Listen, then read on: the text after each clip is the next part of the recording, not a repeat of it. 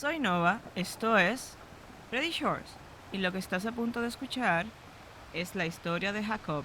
Siéntate, acompáñanos y disfruta. Mi cuñado destruyó mi matrimonio, y ahora vive en mi antigua casa con mi ex esposa. No pensé que compartiría esto en Reddit, pero llevo meses leyendo historias parecidas y supongo que parte de mí solo necesita sacarlo. No para buscar compasión ni consejos, ya tomé todas las decisiones que tenía que tomar, sino para ordenar mis pensamientos y dejar constancia de lo que pasó. Porque lo que me ocurrió no fue solo una traición amorosa, fue una traición familiar. Doble y con cicatrices que todavía no terminan de cerrar. Me llamo Jacob. Vivo en las afueras de Cincinnati, Ohio. Tengo 38 años y soy electricista de oficio, aunque durante muchos años trabajé como supervisor en una planta empacadora de alimentos. Una de esas empresas donde todo es horario rotativo, mucho ruido, olor constante a cebolla y turnos dobles cuando uno menos lo espera. No era el trabajo de mis sueños, pero me permitía llevar una vida decente junto a la que entonces era mi esposa, Natalie. A Natalie la conocí cuando tenía 26, ella tenía 24. Nos presentó un amigo en común durante una barbacoa. Yo había terminado una relación larga y andaba cauto, sin querer engancharme con nadie.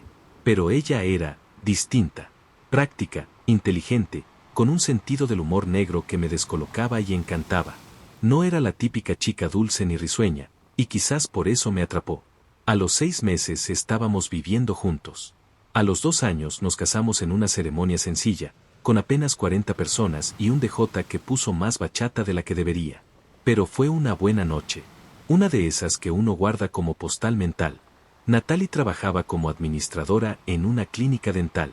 Siempre fue muy organizada, perfeccionista incluso. Tenía sus rutinas, sus listas de tareas, sus horarios para todo.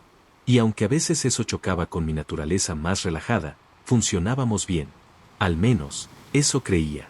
Nunca tuvimos grandes crisis, ni infidelidades, ni escenas dramáticas. Claro, discutíamos, por el dinero, por las visitas a su madre, por la cantidad de cervezas que yo tomaba viendo fútbol los domingos, pero nada fuera de lo común.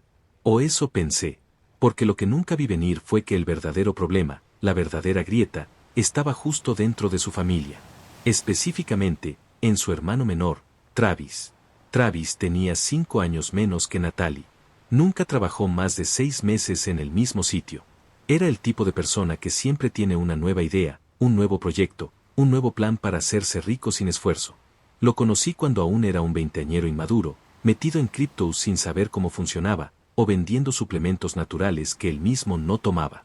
En mi cabeza, Travis era como ese primo fastidioso que uno tolera en las reuniones familiares porque no queda de otra, pero que uno evita invitar a casa. Al principio, no hubo razones para desconfiar. Travis venía a cenar algunos fines de semana, comía gratis, dejaba los platos sin lavar y hablaba de lo difícil que era ser emprendedor en un país que no apoyaba a los soñadores. Natalie lo defendía. Es que no tuvo una buena figura paterna, tiene ideas buenas, solo le falta guía. Tú también tuviste altibajos, Jacob. Y tenía razón. Yo también cometí errores a los 20. Así que bajaba la guardia, trataba de entender, le ofrecía incluso algún contacto de mis conocidos cuando estaba desempleado. Pero Travis nunca aprovechaba nada. Siempre encontraba una excusa. Siempre. El problema real empezó cuando Natalie le ofreció quedarse con nosotros un par de meses mientras se organizaba. Había roto con su última novia, una asistente legal que tenía más futuro que él, por cierto, y estaba entre apartamentos. Yo no estuve de acuerdo, pero no quise parecer el tipo cerrado. Es tu hermano, es tu casa también, dije. Gran error. Esos 2 meses se convirtieron en 8. Durante ese tiempo, Travis no aportó con nada, ni con dinero, ni con tareas, ni con respeto. Dormía hasta tarde, dejaba la cocina hecha un desastre, y cada vez que hablábamos de buscar trabajo, salía con que estaba esperando una llamada importante. Lo confronté más de una vez. Natalie se molestaba. Decía que era temporal, que estaba deprimido, que necesitaba estabilidad. Yo intenté tener paciencia. Pero lo que me sacaba de quicio era como él parecía estar más cómodo con ella que yo. Se metían juntos en la cocina a cocinar, hacían maratones de series cuando yo trabajaba de noche, hablaban de cosas que yo ni entendía porque era algo entre hermanos. Yo no soy paranoico, o al menos no lo era. Pero hubo un momento, una noche puntual, donde todo cambió. Llegué más temprano del trabajo porque hubo un corte eléctrico en la planta y nos mandaron a casa. Entré sin hacer ruido, como suelo hacer cuando llego tarde. Y los vi. No estaban haciendo nada explícito. No se besaban. Pero estaban sentados juntos en el sofá, con las luces apagadas, viendo una película, y la cabeza de Travis estaba apoyada en el regazo de Natalie. Ella le acariciaba el pelo, como si fuera un novio triste, o un niño de 5 años. Pero Travis no tenía 5 años. Tenía 29. Y eso no era normal, al menos no para mí, ni en mi familia. Me quedé parado en el pasillo. Los miré unos segundos. Luego tosí, como quien se anuncia. Ella se levantó de golpe. Él también. No sabíamos que volvías tan temprano. Yo no dije nada. Caminé hasta la cocina, saqué una cerveza y me encerré en la habitación. Desde esa noche, algo dentro de mí empezó a apagarse. Actualización 1. Después de esa noche, algo cambió en mi cabeza. No podía dormir bien. Me levantaba en la madrugada y me encontraba el sofá desordenado, una manta mal doblada, 2 vasos en la mesa. Todo eran pequeñas señales. Tonterías quizás para otros, pero para mí, que nunca había sido celoso ni desconfiado, eran como piedras en los zapatos. Constantemente presentes. Constantemente incómodas. Empecé a observar. A fijarme en los horarios.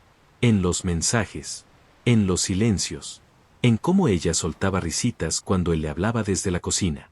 En cómo se pasaban el celular para mostrar memes o videos que solo ellos entendían. En cómo ella le preparaba su desayuno favorito, pan de centeno con aguacate y huevos revueltos, cuando a mí me decía que no había tiempo para cocinar. Me pregunté 1000 veces si estaba exagerando.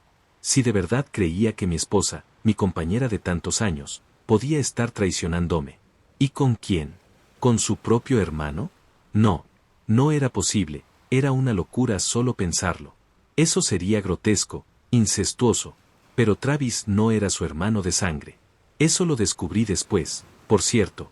En realidad, Travis era un niño que su madre había adoptado.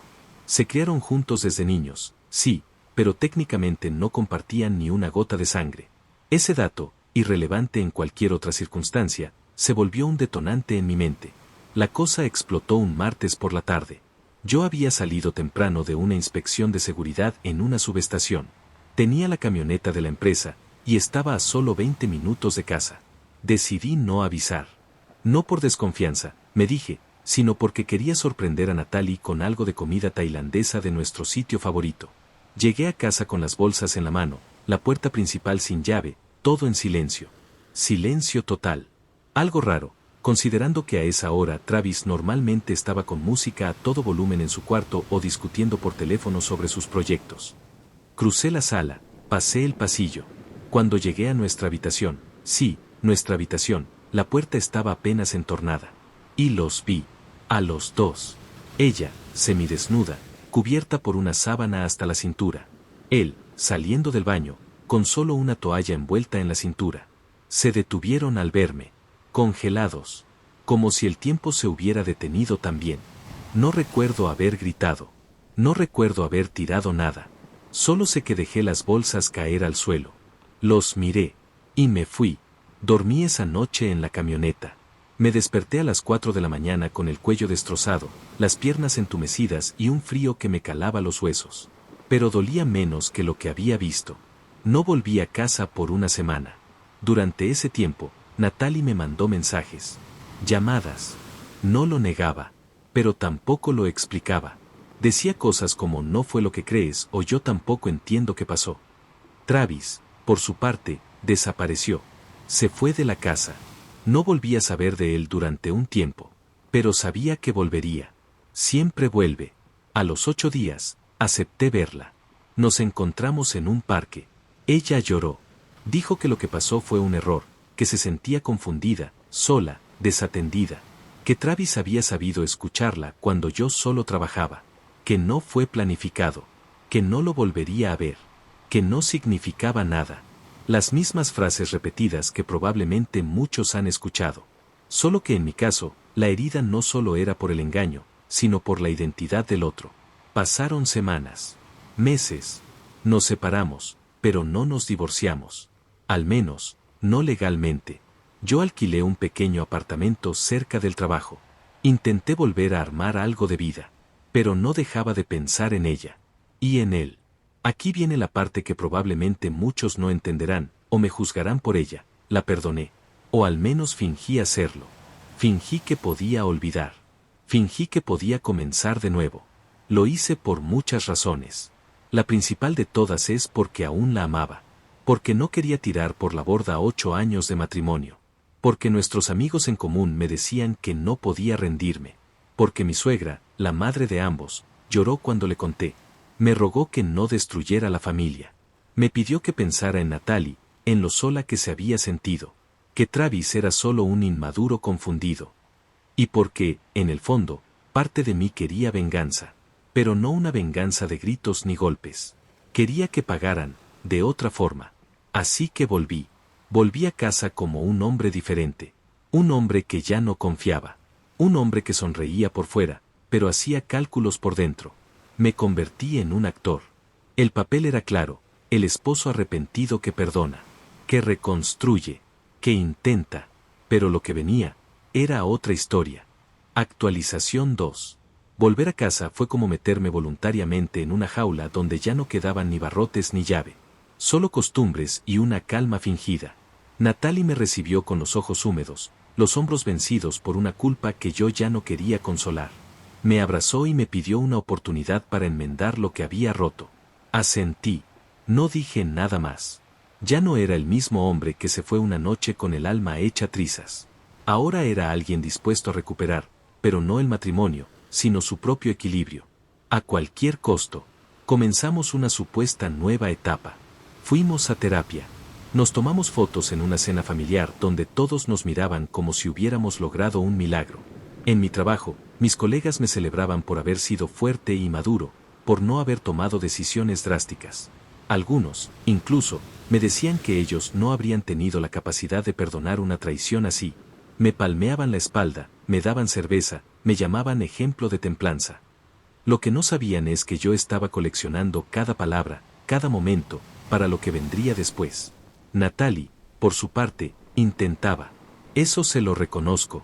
Intentaba hacer de nuevo mi comida favorita. Intentaba despertarse temprano para despedirme con un beso. Intentaba hablarme de sus días sin parecer que arrastraba un cadáver entre las frases. Pero nada era suficiente, porque el verdadero fantasma seguía respirando entre nosotros. Travis, al principio, desapareció. Se había ido a vivir con unos amigos, supuestamente. Trabajaba medio tiempo en un taller de motos y hacía entregas de comida. Cada tanto, su madre preguntaba si lo habíamos visto. Natalie evitaba el tema. Pero el silencio tiene la mala costumbre de sonar más fuerte cuando uno lo ignora. Un día, sin previo aviso, Travis regresó a la casa de su madre. Y como la lógica enfermiza de esa familia lo permitía, volvieron a coincidir en eventos familiares. Cumpleaños, cenas, incluso en el maldito baby shower de una prima, donde Natalie y Travis pasaron más tiempo juntos que conmigo. Ella lo justificaba diciendo que tenían años de complicidad, que compartían recuerdos de la infancia, que ya no significaba nada. Yo asentía, fingía creerlo, pero por dentro, comencé a construir mi estrategia. Lo primero que hice fue hablar con un abogado. Uno que no aparecía en el directorio local ni tenía una oficina con cartel. Un tipo silencioso, eficiente, que sabía cómo moverse sin dejar huellas. Me explicó qué podía hacer con respecto a los bienes que Natalie y yo compartíamos. La casa, por ejemplo, estaba a nombre de los dos, pero había sido financiada en un 80% por mi dinero. Él me recomendó no mover nada todavía. Espera, me dijo. No hagas nada emocional. Hazlo estratégico. Así que seguí esperando. Mientras tanto, me fui acercando a los amigos de Travis. No a él directamente, no todavía. Me hice cliente habitual del taller donde trabajaba. Llevé la camioneta a cambiarle frenos, luego neumáticos, luego a pintar el parachoques, aunque no lo necesitara. Les hablaba de fútbol, de la economía, del precio del gas. Me convertí en uno más. Y empecé a recoger información. Descubrí que Travis había pedido dinero prestado a uno de los dueños del taller. Que tenía deudas con un tipo de apuestas deportivas online. Que salía con una chica nueva cada mes, a veces 2 a la vez. Que había intentado montar un negocio de piezas robadas, pero alguien lo había chantajeado con fotos. Que bebía demasiado. Que se quejaba de su hermana, de mí, de todos. Una noche, invité a Natalie a cenar. Algo simple. Quería hacerle creer que todo iba mejor. Le pregunté si quería volver a planificar aquel viaje a Carolina del Norte que habíamos cancelado el año anterior. Se entusiasmó. Me besó, incluso, hicimos el amor. Y mientras ella dormía, yo estaba despierto, revisando los contratos que había preparado con el abogado para transferir lentamente mis inversiones a una cuenta personal que ella no conocía. Ese fue el primer paso. Luego, empecé a hablar con nuestros amigos en común. En fiestas, en cenas, en eventos. Soltaba pequeñas verdades disfrazadas de dudas. A veces me pregunto si volver fue la mejor decisión, pero todos me decían que debía intentarlo, ¿no? O me alegra que estemos mejor, aunque a veces siento que sigo compartiendo cama con una gran mentira. Lo decía con tono resignado, como alguien que acepta su destino. Pero cada palabra era un disparo que sembraba sospechas en los demás. Sabía que esas frases harían su recorrido, que llegarían a los oídos correctos, que minarían la imagen de Natalie sin que yo tuviera que acusarla jamás. Mientras tanto, ella no entendía por qué yo había vuelto tan sereno. ¿Por qué ya no discutía? ¿Por qué no me molestaban los mensajes nocturnos en su celular, que decía que eran de amigas? ¿Por qué no me importaba que Travis la pasara a buscar para ir a visitar a mamá? Fingía confianza, sí, pero en realidad, me daba igual si me seguía engañando. Porque ya no era parte del juego. Ahora el juego era otro. Uno donde yo decidía las reglas. Actualización 3. Durante semanas, todo se mantuvo en equilibrio. Un equilibrio falso, pero cuidadosamente construido. Natalie sonreía más. Comenzaba a hablar de planes a largo plazo nuevamente, como si la historia con Travis hubiera sido solo una sombra que ya no nos tocaba. Me hablaba de renovar la cocina, de quizás cambiar el auto, de si podíamos ahorrar para unas vacaciones más largas el próximo verano. Yo asentía con calma. Incluso le decía que estaba orgulloso de cómo habíamos superado las cosas. Por dentro, yo solo pensaba en cómo dejarle el suelo listo para que cayera de rodillas sin siquiera darse cuenta. La segunda fase empezó cuando el abogado, ese mismo hombre con quien me reunía discretamente los miércoles en un café sin cámaras, me confirmó que los traspasos se habían completado. Tenía todo mi dinero en una cuenta inaccesible para ella, y había iniciado el proceso para desligar mi nombre de los seguros conjuntos, de la cuenta de ahorro común, incluso del fondo universitario que, en realidad, nunca habíamos abierto, pero que ella mencionaba como parte de nuestro futuro. Sabía que no podía dejar nada al azar. Si iba a terminar esta historia, tenía que ser con elegancia, sin explosiones, sin escándalos, solo verdades que cayeran como lluvia ácida. Fue entonces cuando comencé a dejar pequeños rastros. Imprimí algunas conversaciones entre Natalie y Travis que aún conservaba, y las dejé en el cajón de mi escritorio en casa, lo suficientemente visibles para que Natalie las viera por accidente. Cuando las encontró, fingí sorpresa. Todavía estaban ahí, dije, sin levantar la voz. Pensé que lo habíamos superado. Me dijo y ella se quebró. Lloró toda la noche. Me rogó que no pensara que eso seguía pasando. Yo no dije mucho. Solo la abracé, como si ya no tuviera fuerzas para discutir. La dejé sintiéndose culpable de nuevo, sin necesidad de decirle que no le creía. Al día siguiente, le conté a su madre, en tono confidencial, que habíamos tenido una recaída emocional. Usé esas palabras. Recaída emocional. Dije que me preocupaba por Natalie, que la veía inestable, que a veces parecía no distinguir entre su pasado y nuestro presente. La mujer me miró con ojos húmedos y me agradeció por ser tan bueno con mi hija, incluso ahora. No me sorprendió que 3 días después Natalie tuviera una discusión con ella. Sabía que empezaba a dudar de su propia imagen. Y yo simplemente me mantenía al margen, como si solo quisiera paz. Luego vino Travis. Me lo encontré una noche en un bar de carretera donde sabía que solía pasar tiempo. Estaba con 2 amigos, tomando whisky barato y riéndose fuerte. Me acerqué como si no lo hubiera planeado. Le ofrecí una ronda. Me la aceptó, con ese aire entre desafiante y arrogante que siempre había tenido. Comenzamos a hablar, poco a poco, con frases ambiguas. Yo fingía que todo estaba bien, que ya nada importaba, que los adultos cometíamos errores, pero lo importante era seguir adelante. Lo vi relajarse, lo vi bajar la guardia. Entonces lo solté. ¿Sabes qué es lo mejor de todo esto, Travis? Que tú y Natalie nunca entendieron quién tenía el control realmente. El tipo se tensó. Me miró con una mezcla de sorpresa y desconfianza. Sus amigos se callaron. ¿A qué te refieres?, preguntó, con una media sonrisa que intentaba esconder el miedo. Que la casa ya no es de ella. Que el carro está a mi nombre. Que la cuenta conjunta está vacía. Que incluso los amigos que creías tuyos, ya no te respetan. Te ven como un error con piernas. Me levanté, dejé dinero en la barra, y me fui sin mirar atrás. A la mañana siguiente, Natalie me llamó histérica. Travis le había contado, o al menos lo que entendió. Ella me exigió explicaciones.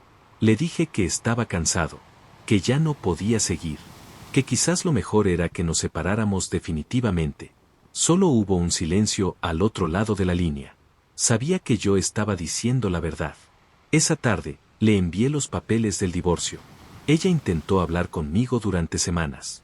Me escribió correos, me dejó notas, incluso fue a mi oficina, donde no la recibí.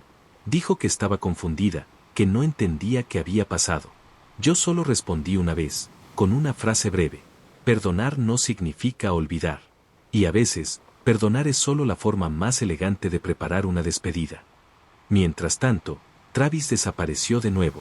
Alguien me dijo que lo habían visto en un taller en otro estado, trabajando por horas y durmiendo en un colchón en el suelo.